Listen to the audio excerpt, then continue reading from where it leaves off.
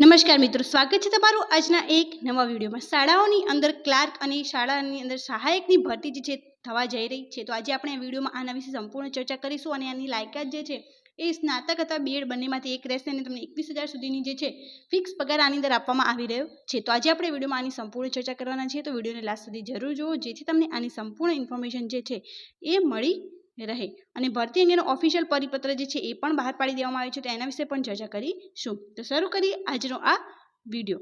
શાળાઓમાં ક્લાર્કની જગ્યાઓ શાળાઓમાં સહાયકની ભરતી જે છે એ થવા જવાની છે। લાયકાત સ્નાતક અને બીએડ જે છે એ રહેશે। પગાર 21,000 જે છે ફિક્સ તમને સેલરી આની અંદર આપવામાં આવવાની છે। ભરતી અંગેનો ઓફિશિયલ પરિપત્ર જે છે એ જાહેર કરી દેવામાં આવ્યો છે અને ન્યૂઝપેપરની અંદર પણ આની ઇન્ફોર્મેશન આપવામાં આવી છે કે શાળા સમય બાદ પણ જે કામગીરી સોંપાય તે કરવી પડશે। શિક્ષણ વિભાગમાં આઉટસોર્સિંગ એટલે કે 21,000ના પગારે શાળામાં સહાયકો જે છે એ લેવાશે। શિક્ષણની અંદર આઉટસોર્સિંગ કરવામાં આવી રહી છે અને આમાં 21,000 જે પગાર જે છે એ આપવામાં આવશે। ગુજરાત સરકાર શિક્ષણ વિભાગના વર્ષ 2025-26ના બજેટમાં 59,999 કરોડ રૂપિયાની સૌથી વધુ ફાળવણી અને ગુજરાતમાં આઈટીની પ્રોત્સાહન આપવાના દાવા કરતી હોય છે। તેની વચ્ચે શિક્ષણ વિભાગે સરકારી પ્રાથમિક શાળાઓમાં કરાર આધારિત આઉટસોર્સિંગથી શાળા સહાયક લેવાની જાહેરાત કરી છે। સ્નાતક અને બીએડ ભણેલાને મહિને 21,000 રૂપિયાનો પગાર અપાશે। ત્યારબાદ રાજ્યભરમાં કાયમી ભરતીની માંગણી થઈ રહી છે, તેની વચ્ચે શિક્ષણ વિભાગે 21 ફેબ્રુઆરીએ જારી કરેલા ઠરાવ મુજબ સરકારી પ્રાથમિક શાળામાં સ્માર્ટ ક્લાસ રૂમ અને કોમ્પ્યુટર લેબ સહિતના વિવિધ સુવિધાઓ ઉપયોગ માટે પે સેન્ટર શાળામાં અને 300થી વધુ વિદ્યાર્થીઓની સંખ્યા ધરાવતી શાળામાં અભ્યાસ પ્રવૃત્તિમાં મદદ મળે અને વહીવટી કામ સરળતાથી થાય તે માટે કમ્પ્યુટરની જાણકારી ધરાવતા શાળા સહાયક યોજના જાહેર કરી છે।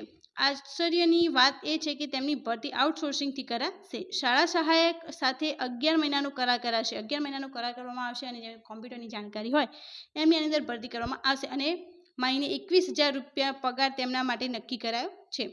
11 મહિના પૂર્ણ થયા બાદ તેઓ છૂટા થયેલા ગણાશે। શાળા સહાયકોને કામકાજના દિવસો ઉપરાંત શાળા સમય બાદ પણ વહીવટી કામગીરી, શૈક્ષણિક અને સહઅભ્યાસિક પ્રવૃત્તિઓ આચાર્ય અથવા વડી કચેરી સોંપે તે કામગીરી કરવાની રહેશે, તેમ પણ શિક્ષક વિભાગે જણાવ્યું છે। સરકારી પ્રાથમિક પગાર કેન્દ્ર શાળામાં જ શાળા સહાયકની ફાળવણી કરાશે। શિક્ષણ વિભાગ દ્વારા શાળા સહાયકોનો નવી બાબત તરીકે મિશન સ્કૂલ્સ ઓફ એક્સલન્સમાં પ્રોજેક્ટમાં સમાવેશ કરાયો છે, જે વર્ષ 2027-28 સુધી અમલમાં રહેશે। રાજ્યમાં એક તરફ તમામ વિભાગમાં અવારનવાર કાયમી ભરતીની માંગણી થતી હોય છે, તેની વચ્ચે શિક્ષણ વિભાગ કરાર આધારિત નોકરી આપવાની દિશામાં આગળ વધી રહી છે।